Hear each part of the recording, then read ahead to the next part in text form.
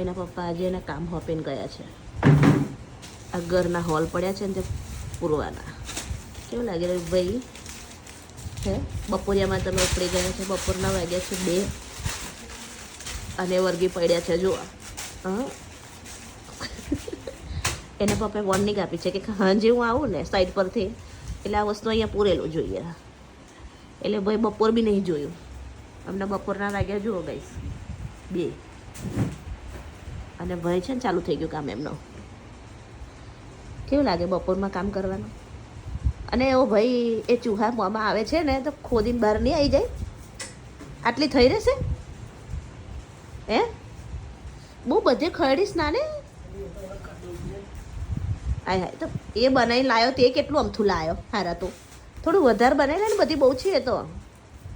આવે white cement તો બધો બહુ છે. આયુષ્યા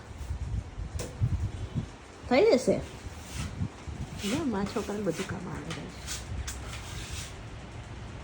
એ એસીનો પોઈન્ટ હતો પણ આજે આયુષભાઈ પૂરી દે ગયો. બીજી જ્યારે નવી એસી ના ખાઈશું ને મમ્મી ત્યારે એને કાઢી નાખીશું કે આપણે.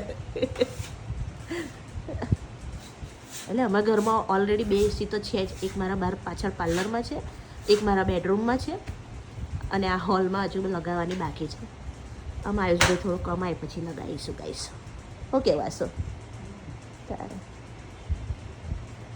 તે એકા સપાટે જે કાગળનો ડૂચો માર્યો અને એકા સપાટે હજે આવી ગયો બહાર તો હે હજુ હરખું કરીને બેટા ઉપર ટેકડો લાગે છે જરીક આમ થોડું વ્યવસ્થિત કર.